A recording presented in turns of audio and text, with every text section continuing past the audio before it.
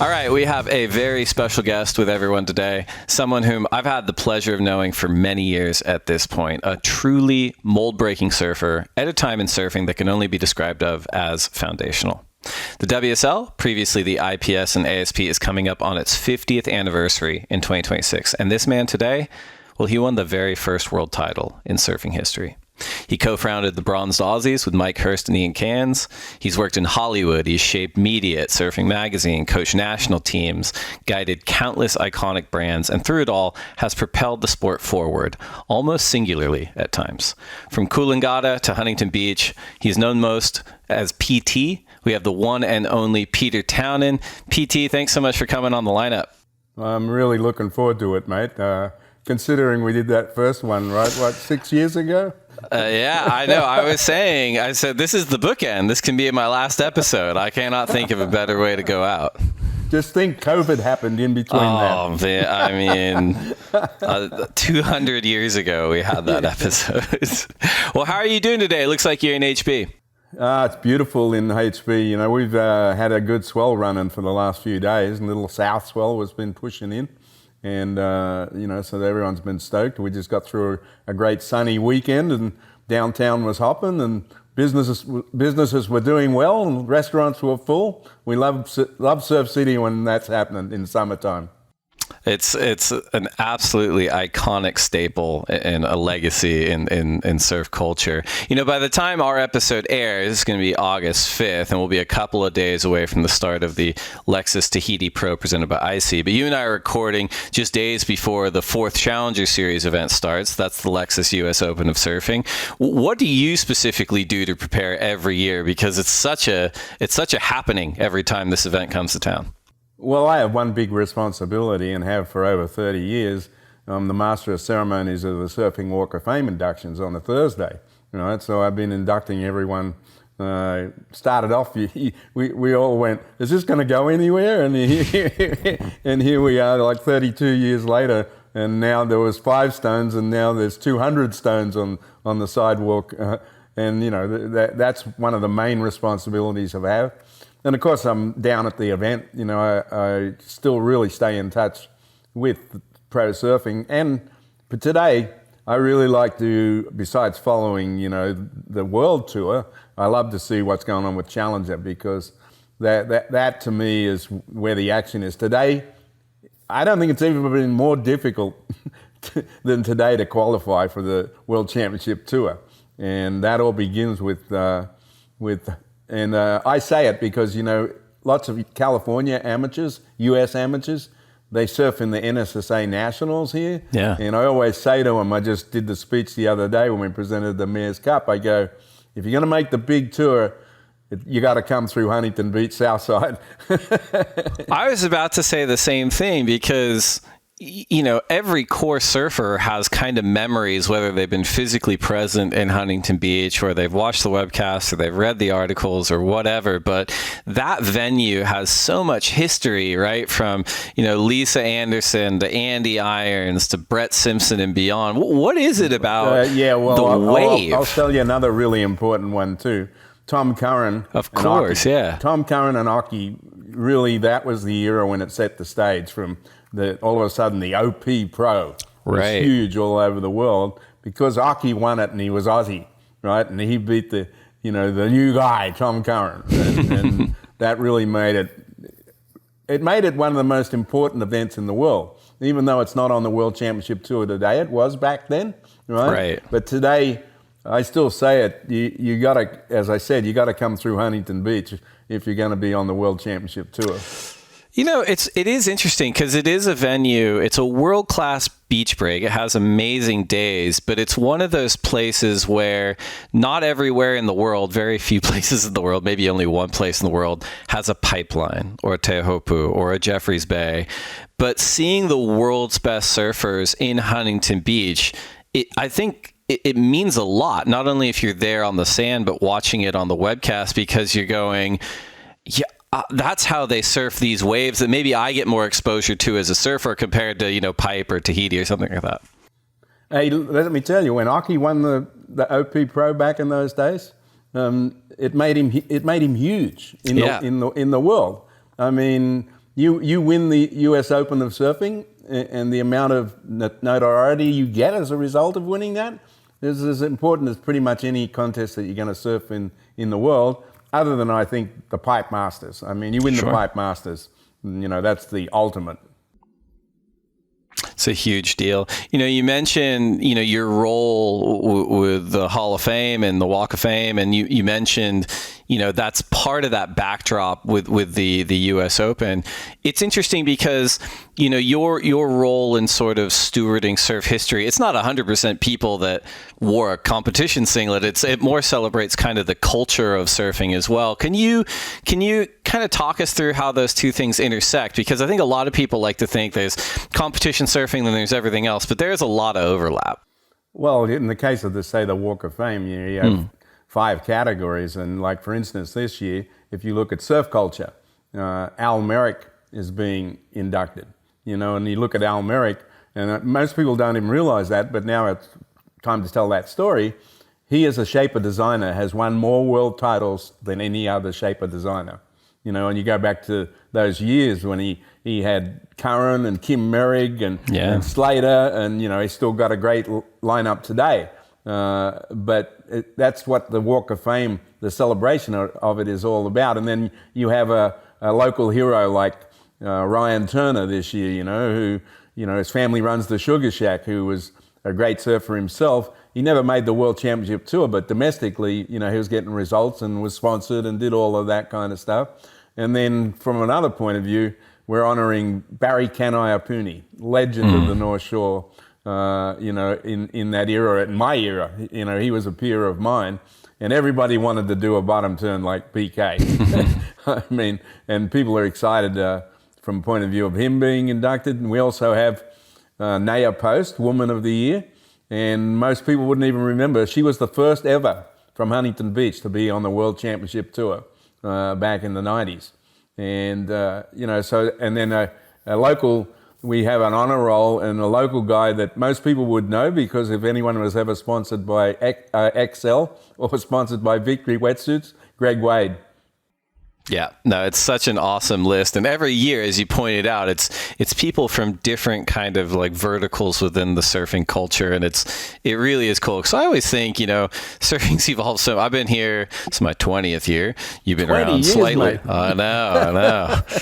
Slightly. It's that like Office Space movie where the guy's like stuck in the basement. Sometimes I think that's how I survive. But you've been around slightly longer than me. But even in my 20 years, it's been interesting because obviously we went from a licensing model where, your Billabongs, your Quicksilvers, your Hurleys, your Rip Curls, et cetera. They own the tour in a lot of ways. And, as a fan, even before I started working here, I didn't really see a huge difference in terms of what I cared about. Like, I'd want to watch Andy Irons in a jersey. I'd want to watch him in a video. I'd want to go to an autograph signing. And then I think, over the course of the last 20 years, things got really siloed and isolated, and it's just now starting to come back together. And I think that's when surfing's kind of the strongest, is where it's like, it doesn't have to be one thing or another, because, I want to see the CT surfers free surfing. I want to see the free surfers put a singlet on. I want to have the shapers talking about what boards they're building in and out of competition. And I'm curious, because your background's so varied too. You've worked with brands, you've worked with media, you've worked in Hollywood. What have you kind of noticed broadly about just the surf industry and the culture over the last few years? Well, I can tell you one thing. There's more people going surfing than ever before. And a lot of that has to do with surfing, in my opinion, getting into the Olympics. Now there's much more exposure of our culture to the world. Right. And there's probably more people starting to surf. And also the explosion of wave pools all over the freaking world. There's guys are building wave pools in every country that you would. I mean, I just saw a thing about a wave garden building a wave pool in Uruguay. Who would have ever thought, right? and then that one that they opened in Munich, right, in a landlocked country. The first day they opened it, they had 25,000 people show up, right? It just. So from a point of view of the industry, even though it's been having its issues from a point of view of the model of licensing and the young guys trying to break in and all of that stuff, I always say it, you can't surf naked. and you have to have a surfboard. So you either got to buy a surfboard and a pair of surf trunks and a wetsuit, and that, with all these people coming into the sport, the industry itself is going to be healthy. And on top of that, the Olympics surfing coming to LA, I mean, basically surf culture was founded in Southern California. I'm sure we're going to be celebrating that in a big way. I mean, if you go back to the history, the Polynesians might have been the guys that were surfing before everybody else, but the Bohemians on the beach at Malibu that Gidget wrote about in the book, right, exposed all that, and all of a sudden there were guys, the Duke Boyds of this world, and the Birdwells and the Canvas by Catons, and all the surf brands that came out of the Surf Bay, like Greg Knoll and Dewey Weber and Bing, and all that happened in Southern California. And I'm sure there's going to be a lot of celebration of that come 2028 when we have the Olympics in Southern California. Yeah, that's well said. And I mean, not just Southern California, but bringing it back to Huntington Beach, like it's become such a gathering place for surfers and surfing and culture and brands. And, we're deep into the 2025 season right now, but you talked about a little bit already, you've played a huge role in bringing, elite level surfing back to your adopted home with that partnership between Visit Huntington Beach and the WSL. What's it been like for you personally, and the helping position you've had with Surf City and bringing surfing's biggest stage back here again? Well, like I like to say, is from the importance of surf culture. I mean, you probably just saw we honored Brian Wilson. We had a day for Brian Wilson. It was unbelievable. I mean, we organized that in 4 days. It was incredible how many people turned up, right? And of course, we have Dean Torrance of Jan and Dean, is a resident of Huntington, for a couple of decades now, who wrote the song Surf City. So it was just a great example of what happens in Surf City in regards to the culture. Because you got to go back, you acknowledged that way back is like, you look back to 59, the first championship, really the first championship of competitive surfing was at the pier, and here we are today with still one of the biggest surf events in the world. And so for me to be involved, and I've been involved with Visit Huntington Beach, wow, I'm in nearly my 3rd decade, since I've been here. I've been living in Huntington now, mate, for 46 years, more than half my life. And of course I had 3 great kids born and raised here. So, I like to say my daughter was homecoming queen at Huntington Beach High School. Well, now it doesn't get more American than that, right? Right. So I'm part of the fabric, whether I like it or not, of downtown Huntington Beach. And, I love this place. Huntington Beach is a great city to live in. And the surf culture permeates that. I mean, there's few places in the world where you can think about it, that you could have a championship level surf contest. You have what I call the Times Square of surf business, like with Huntington Surf and Sport on one corner, Jack's on the other corner, right? There's more retail done in those 2 places than any other location in the world. And there's not you could argue all day long and wouldn't convince me that nowhere in the world can that much business be done. And then you have the Surfing Walk of Fame, the Surfing Hall of Fame, the International Surfboard Builders, inductions every year, and then of course the International Surfing Museum, which we're going to actually, the next exhibition that we do is going to be a tribute to the 50 years of the WSL. Yeah, that's right. Well, talk to us a little bit about that, because you're not only a key part of our tribute being our very first world champion, but you're overseeing kind of just sharing 5 decades worth of history with the public. Yeah, well, I already sent this little thing to you. It's the first panel. When we do the exhibits, we've got a really incredible one in there at the moment of Duke Kahanamoku and how surfing got to the Olympics, right? So this one will tell the story of how the World Championship Tour came about, going even back before 76, because what I call is the Gypsy Tour. There was a few of us going around the world, going to contests in South Africa and Australia, and of course the epicenter was Hawaii every winter. And so it's going to tell that story in panels like the one I just held up. There'll be 14 stories. And 14 different stories, and then we produce a really nice little 36-page booklet, that you get when you come through the front door, free of charge, to tell the story. And I'm sure you're going to be getting some emails from me just to fact check a couple of things. and then I'll be sending him to Al Hunt to fact check him. But no, it's such an awesome place. And so for our listeners out there, make sure that you take some time to check out the International Surfing Museum and the address. And correct me if I'm wrong. Go on. Sorry. And part of that's going to be that we're relocating the museum into the downtown library, which is going to give us a greater presence and also a greater opportunity to have a bigger exhibit space. And the first exhibit, of course, is going to be WSL 50. Hey, yeah, perfect. Well, everyone be sure to check that out. I think Huntington Beach could not be more fortunate to have you as a member of the community and kind of leading the charge on this, PT. We're going to take a quick break to get a word in from our sponsors, and when we come back, we're going to talk about everything that's happened in the 3,000 years that's happened since you and I last talked on the podcast. All right, we're back. This is the Lineup Podcast. I'm Dave Prodan, honored to be here with the very first world champion in surfing history, 1976 world champ, Peter P.T. Townend. PT, you and I were joking before. It's been 6 years, I think, since you were first on the podcast. You were our very first episode. It's felt like 300 years. A lot's happened. A pandemic's happened. A lot's happened in surfing, and particularly with the championship tour. You're such a keen observer on both the men's and women's side of elite level surfing, PT. What are some of the things that you've been just zeroing in on in the last few years, or even just this season? Well, I think, the WSL with the change to the 5 really changed the thought process of what goes on.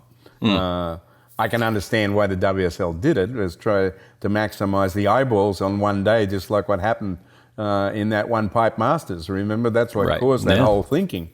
And I'm so excited, and so is everybody else, I think, of going back to the old school, starting in Australia and ending in Hawaii.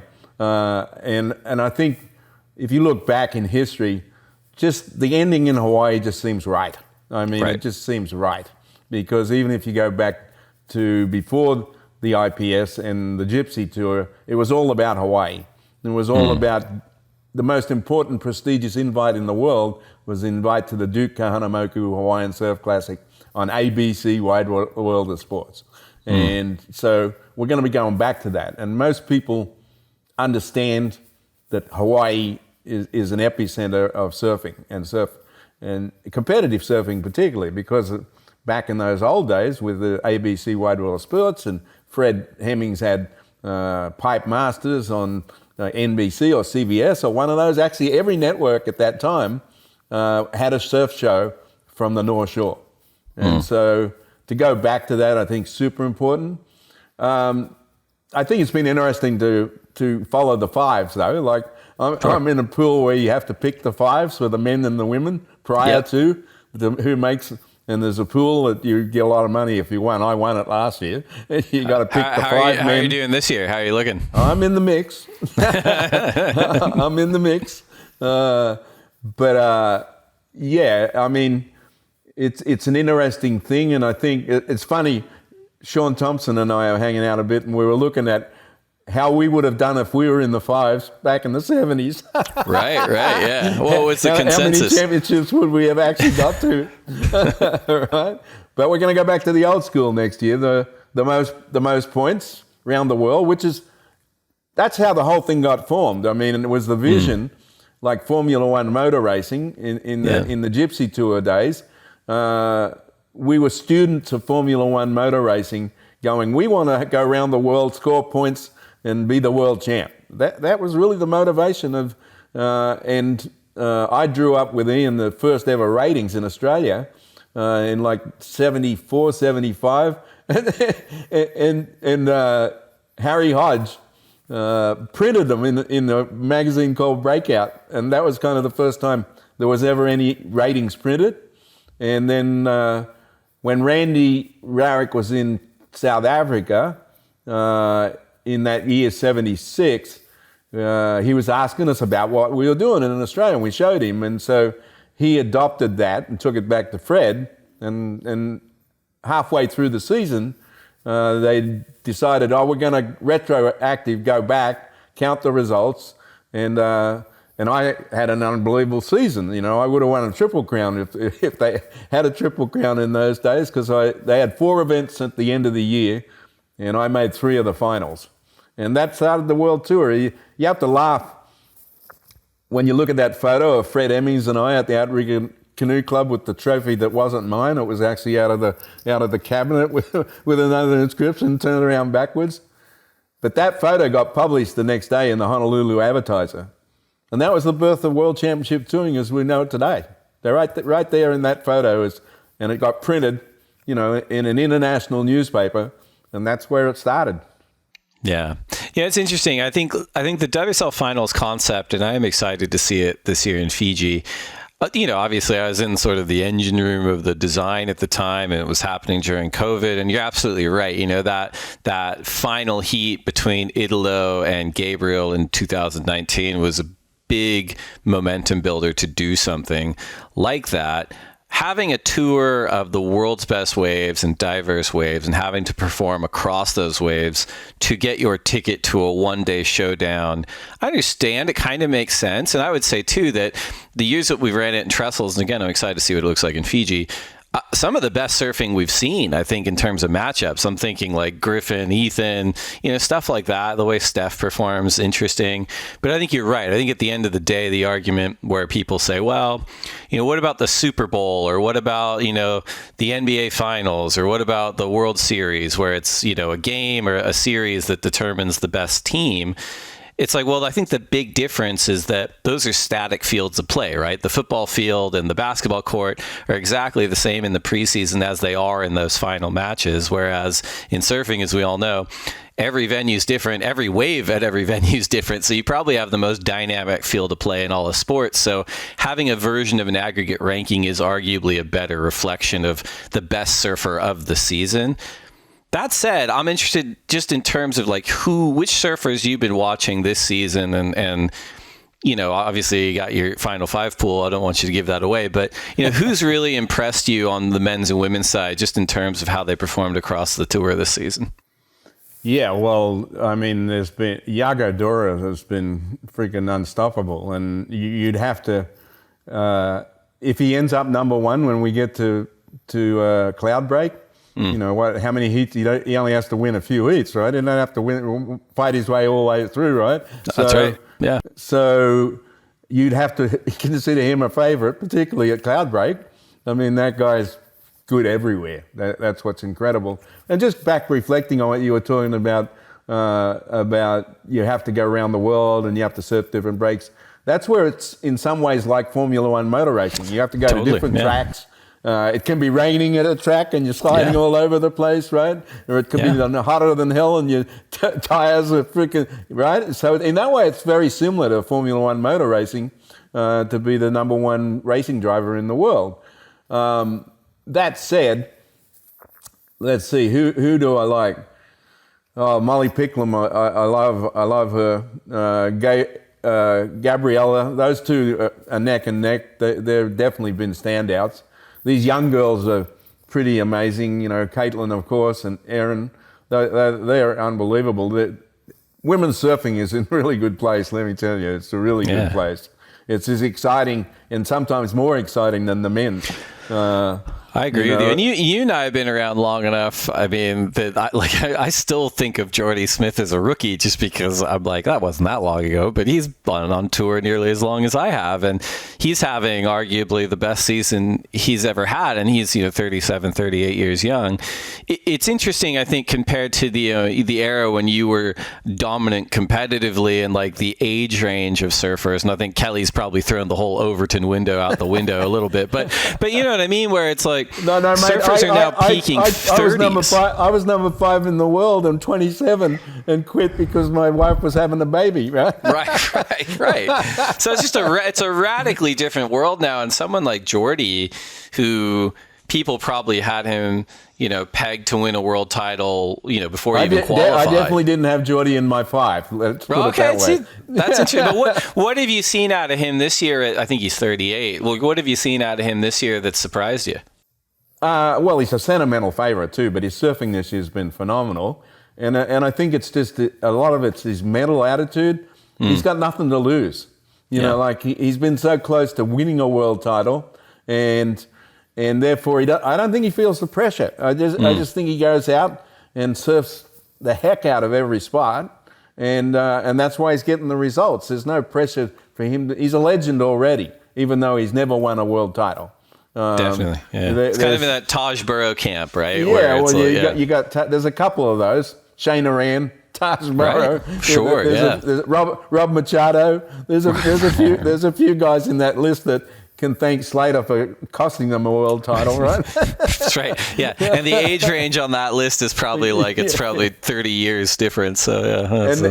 And then you were talking about, I named a few of the girls, but in the men's side, one of my favorite surfers is Ethan Ewing, without question. I mean, sure. Style for miles, and he's from Queensland. I got to go with the Queenslander, right? I agree with you. And then I think what's going to be really interesting is next year, is particularly with Medina coming back. Will John come back? Imagine if John Medina both came back, right? What that would mean to the seeding order for a start. Right. Yeah, right. Yeah. Right? And that has a big part of who does what. You these days, you won't have to make the 5 next year. But the thing is, if you're going to make it all the way to the top, you got to be in the quarterfinals all the time. Yeah, and that's without question. That's why Geordie's been so successful this year. He's been so consistent in getting to the quarterfinals, besides winning, but getting to the quarterfinals all the time, And this last event where we're going to see at Chopu, I mean, you look at the men's side, there's only one guy that's qualified so far for Cloudbreak. If you look down the list, all the way down, I think, to Leo, right? They could if they won, get the 10,000 points, they could make the 5, right? Yeah. It's a little different in the women's. Right, it's 2 spots left. Yeah. Yeah, 3 are already in, so there's a hell of a bunch up right at the cut line, right, for the women. Who's going to make number 5 and number 4? That's going to be the women thing, and it's going to cause people at Chopu balls to the wall. Because That's right. if you want to make that cut line, and especially if we get real Chopu. Yeah, no, and I mean, even beyond that, just getting to go stay in Tavarua is probably not a bad dig either. So that's a good incentive, right, mate? Yeah, hey, well, why not? Maybe I'll put a singlet on. One of the other big things that's happened in the, again, 3,000 years since you and I talked is that surfing finally had its debut in the Olympics twice. It was in Japan. It was supposed to be 2020, but they pushed it to 2021. And then last year in Tahiti. You spoke really well about that early on, just what an impact that's made on the sport and culture and participation. You've also had a bunch of different roles in coaching national teams and working specifically in the U.S. with the amateur programs. And, what have been some of the things that you've been zeroing in on just from the Olympic side? And particularly, I know there's a conversation happening around USA surfing right now. Well, I think, the Olympics, and now we're in our 3rd one, it just means a whole lot more. If you win a gold medal for your country, that's huge. I mean, look, here we don't have Carissa Moore on tour anymore, but her endorsement contracts have been extended. You know why? Because she's got a gold medal. Sure. And in the case of, I'll reference another famous athlete, the late Kobe Bryant. He said, it was more important for me to win a gold medal for my country than all the NBA championships I ever won. And that's where, some people go, we shouldn't be in the Olympics. But yes, we should. That was Duke's dream. Duke, that's what our current exhibit is about in the International Surf Museum, is that when he won his first gold medal in 1912, he always said, I want my sport, surfing, to be in the Olympics. Well, thank God for Fernando. It took 30 years of him beating on the wall and beating on the door of the Olympic organisation, IOC, and he got us in there. And now we're in there. And, it's a big deal if you win a gold medal. Actually, if you even win any medal. That's where, funnily enough, is the USA girls have won both gold medals, right? Yeah. The men have sucked. We haven't got a medal yet. So hopefully in LA, the US men get their act together, right? We'll see who qualifies. I haven't heard, or you may have heard of, I'm not sure what the qualification process is going to be.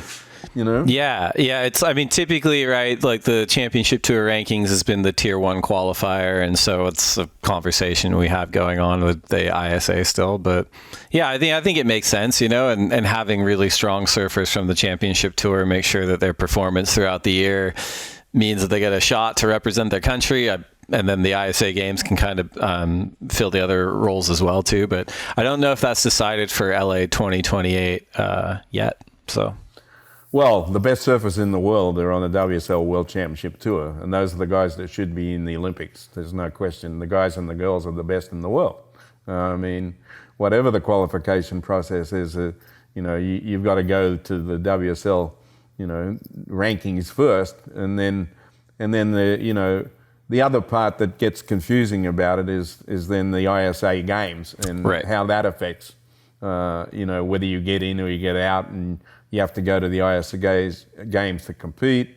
But I think, I'll show you another little curve there, as I think from a sponsorship of athletes, which sponsorship for athletes is probably at an all-time low as far as the depth. If you're not one of those guys, you're not getting the contract. But those contracts are going to become all more important when the Olympic Games are in Los Angeles. Oh yeah. If you've got a contract with one of the big brands, it's going to mean a whole hell of a lot more when it's in Los Angeles. Yeah, and I think we've even seen it over the last couple Olympics with non-endemic brands coming in and wanting to participate. Kanoe Igarashi was arguably the face of the Tokyo Games, and he had a huge mix of kind of like core surf brands and non-endemic brands. Well, look at Carissa Moore. Yeah. There's the example. You're getting sponsorship from Visa and from Procter and Gamble, and that doesn't happen because you're on the WSL tour. That happens because you won a gold medal. Sure. Yeah. Now, what's going on with the NGB Olympic status here in the States? You're closer to this than I am, PT. So give us the background and the players. Well, that's a hot topic at the moment from point of view is that as you probably know, I'm the one that actually founded Surfing America, which became USA Surfing. Yep. And I got that approved by Fernando in Ecuador in 2004, so 20 years ago, and eventually morphed into what is today USA Surfing. And USA Surfing fielded the team in Tokyo that Carissa wins the gold medal, right? And then through some mismanagement of stuff, the NGB status was taken away from them for the UOC, which is the US Olympic Committee, not the IOC, and they are the NGB of the ISA. But when it comes to selecting the athletes for the Olympics, they're still under the IOC, which is the US version.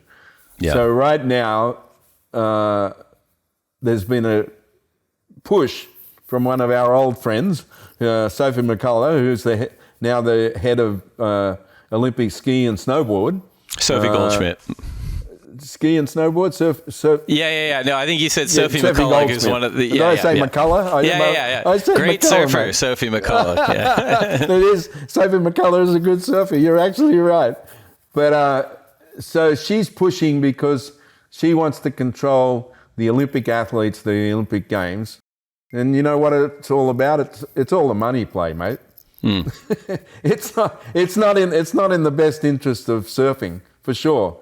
And I think that it would be a really bad thing if we weren't in control of our own destiny when it comes to surfing competition in the Olympics. Particularly from what I was saying earlier about the exposure and the participation of people going surfing all over the world and wave pools. I mean, just think in the future, like the Olympics after this one are going to be in my home country. They're going to be in Brisbane. Just think forward to that. And the ski and snowboard federations in control of Olympic surfing. I don't think that works. Right. Well, I mean, I think, I'm not going to wade too far into these waters. I've obviously worked with Sophie. I think she's a really smart woman. But I think one thing you're getting at that I do really agree on is like, for surfing to work in whatever fashion, whether it's, media, I was going to say magazine, but it's like website or whatever, or a sports organization or a brand, I think it's important to have like people on the inside of surfing that have the flexibility to be able to look outside, and then people from outside of surfing that have the ability and flexibility to look inside. And you don't always get that, but back to your prior point, just to support the USA Surfing side of the argument, is that they're responsible for matriculating the best talent. All the NGBs are matriculating the best talent up through the ranks and ensuring that they're well represented on the world stage. And, I think that's something that's really important to have a lot of salt in the building and surfers understanding, because as you said, the elite level, whether it's at the championship tour, whether it's at the Olympics, the U.S. in a lot of ways, on the men's side, is struggling to put talent out there that are winning world titles, that are winning gold medals. Yeah, and I think that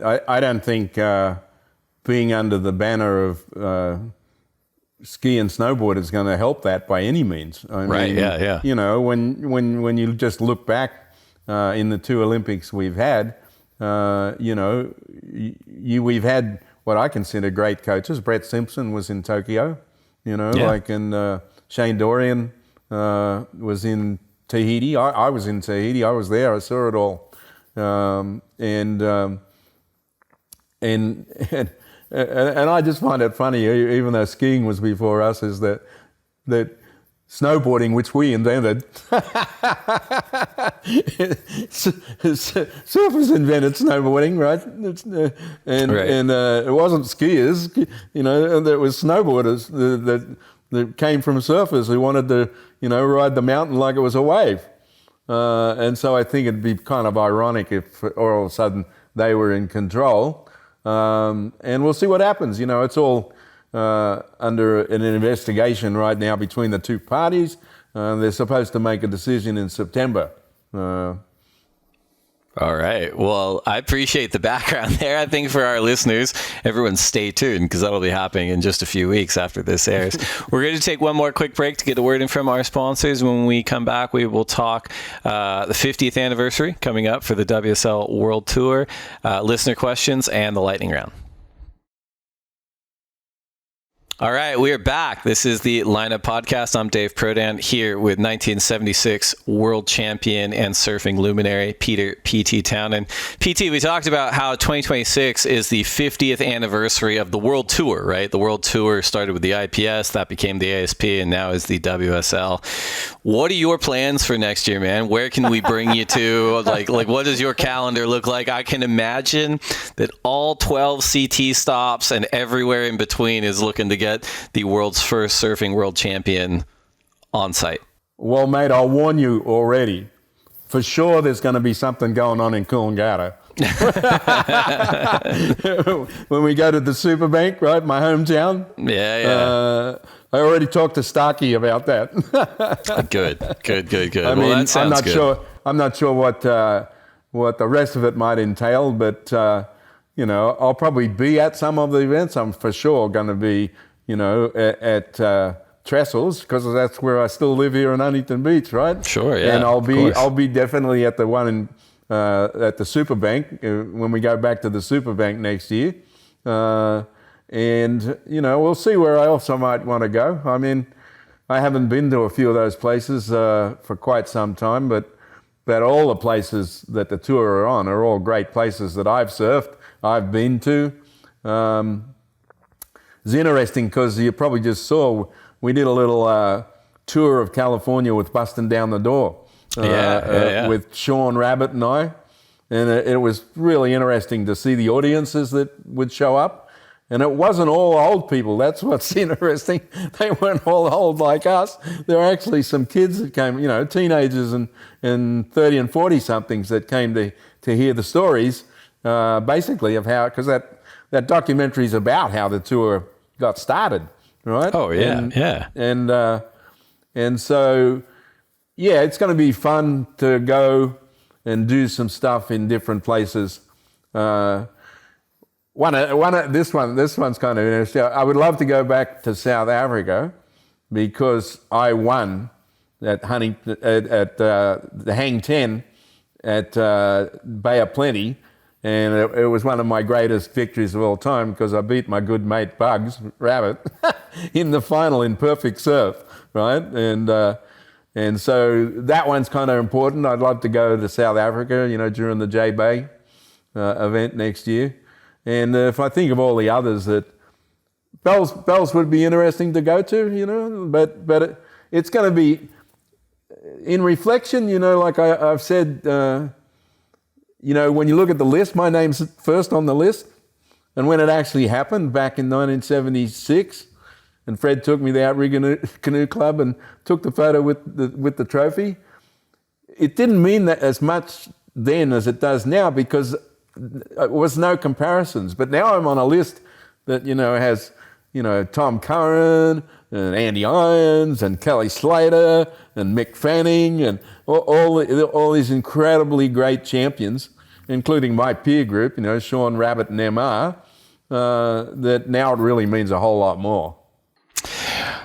I think you make the list in no question. I'm sure they're having the same conversation. All those surfers you just named, you're like, I can't believe I'm on the same list as Peter Townend.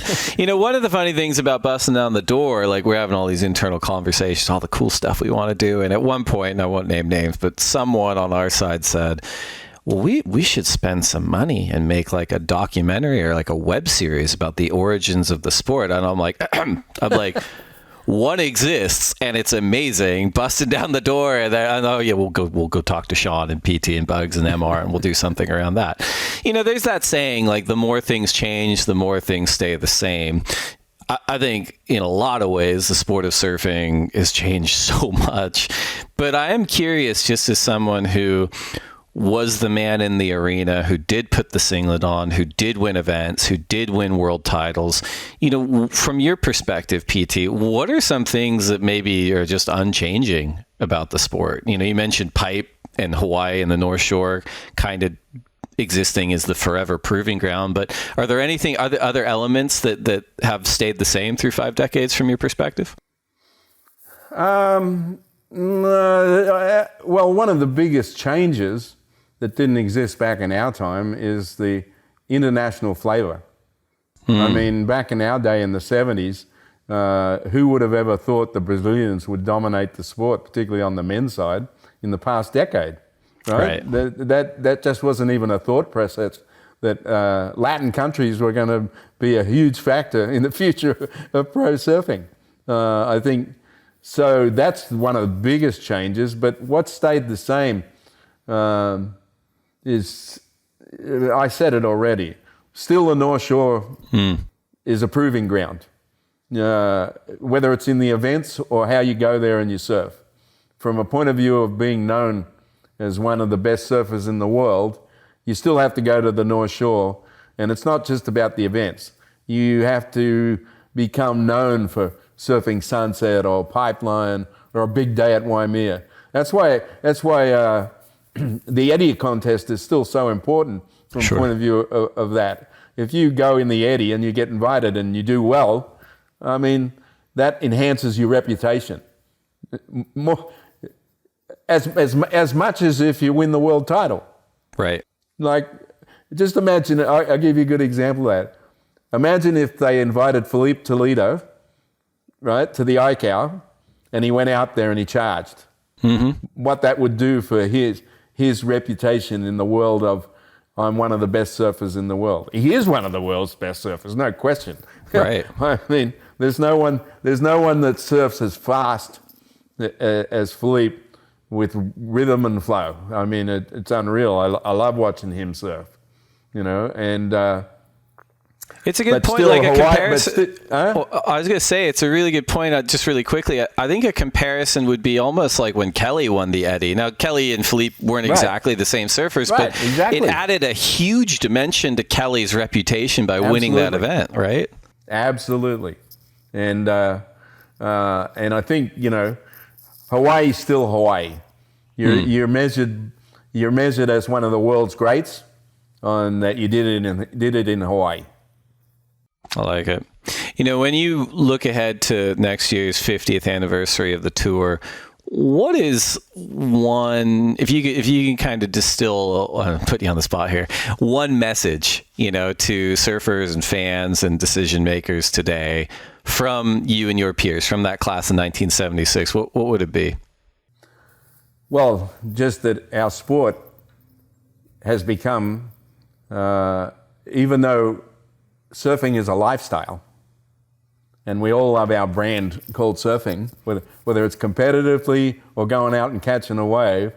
I think that today the competitive side of surfing is in a really good place, and as I said, we've alluded to it a number of times, and that's only going to be more and more so with Olympics, particularly when we're going to go to LA. Mm-hmm. And then we're going to go to Brisbane. I mean, you see what I'm saying? The back-to-back Olympics are going to be in places where, surf culture is alive and well. And so if there's one message, I think surfing is in a good place. I love it. Before I let you go, we put out a feeler for questions at the Lineup Pod on Instagram. We got a lot for you. We've whittled them down to three of our faves. First questions, it's actually from one of my co-hosts, Mitch Salazar, Mitch Tales, who asks, what was it like producing cult films such as Secret Machine, the Globe film? He says, one of my favorite all-time surf films. Dr. Surfwell with the pill. You take this pill and you surf well.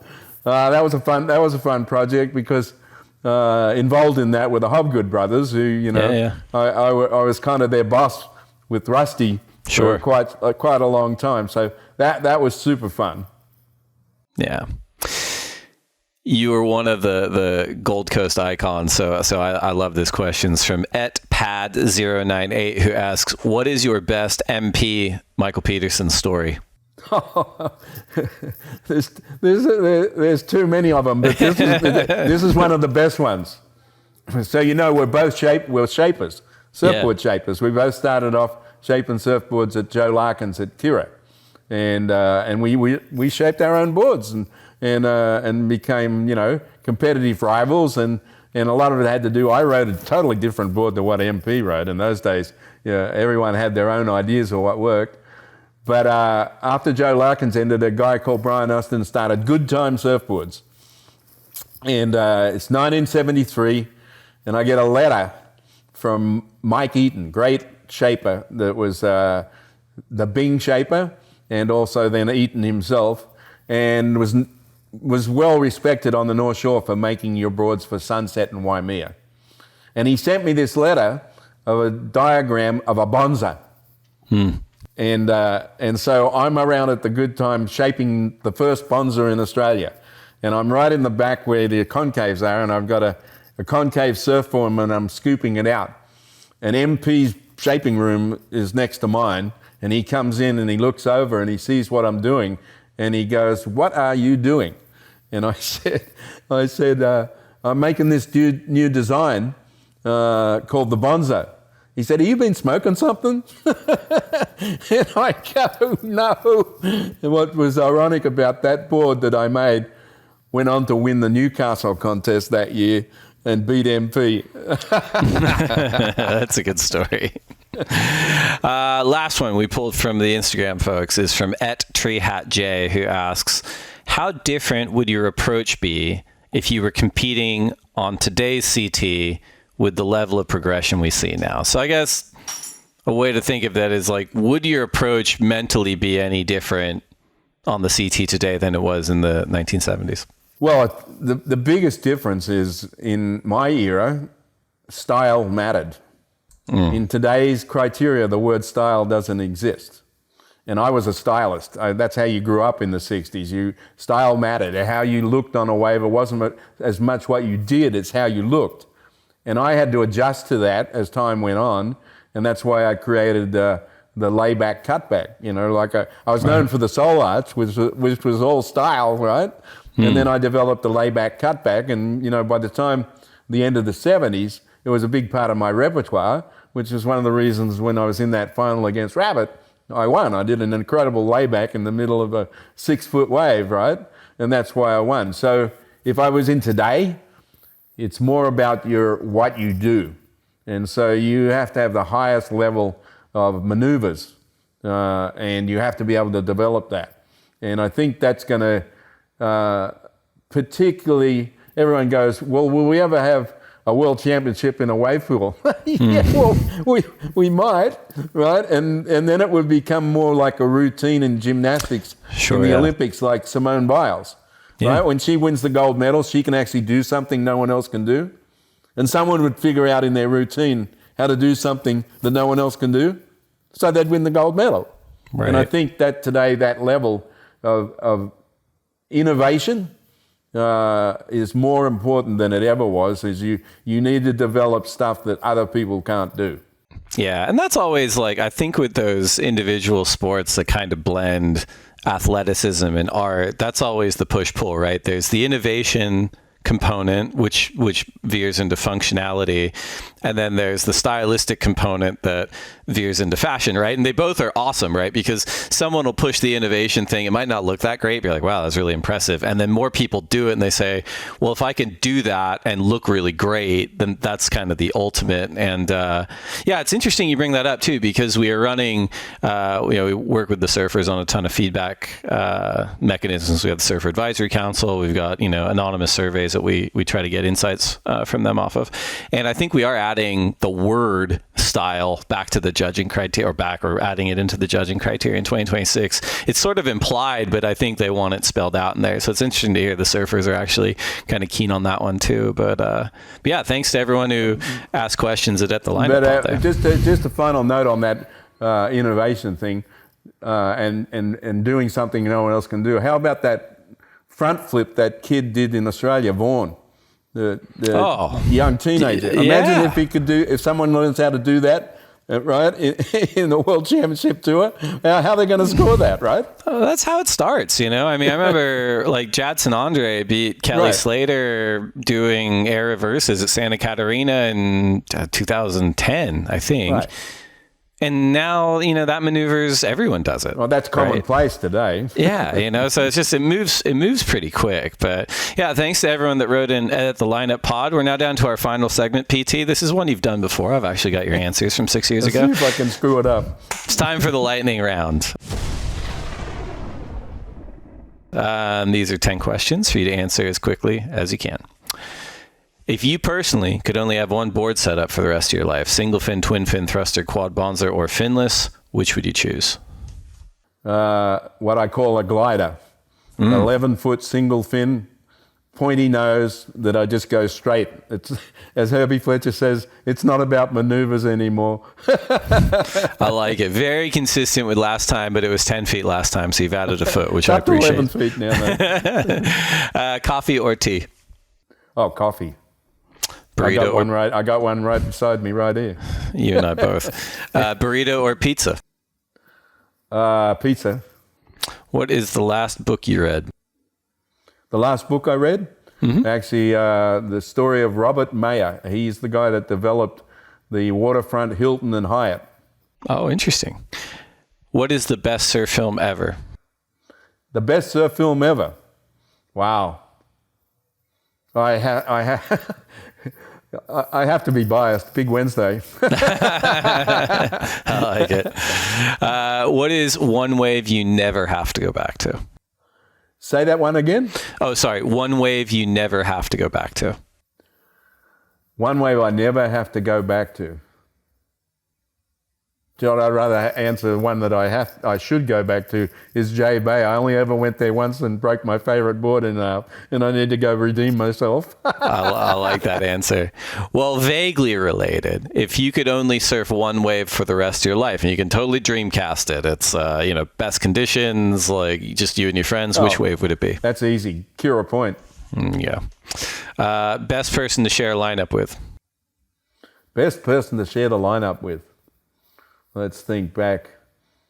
Well, as funny as it might sound, it just because of the rivalry and it pushed us to be who we were. Michael Peterson, when we were growing up, every day at Cura, and there's the days when there weren't crowds. If I was out surfing Cura and my MP wasn't out there and he'd see me out there, he'd come out just so he could try and get a better wave than I did, which drove me to be better and better. I would never have become the surfer I am, or I was, or I became, if it wasn't for the MP pushing me. Great answer. Worst person to share a lineup with? The worst person. The worst person to share. Probably same thing, MP, because he's dropping on you every wave. Double-edged sword. Okay, last one. Finish this sentence. I will next achieve a state of happiness by... Going home to Australia and being able to walk to the beach with my trunks on and dive in the ocean like my father did for the last years of his life. Awesome. PT, I cannot thank you enough for everything you've done in surfing. Congratulations for everything. Thank you so much for working with Visit Huntington Beach and the US Open. And thank you for being my friend, man. I look forward to seeing you in a couple days. Looking forward to it, mate.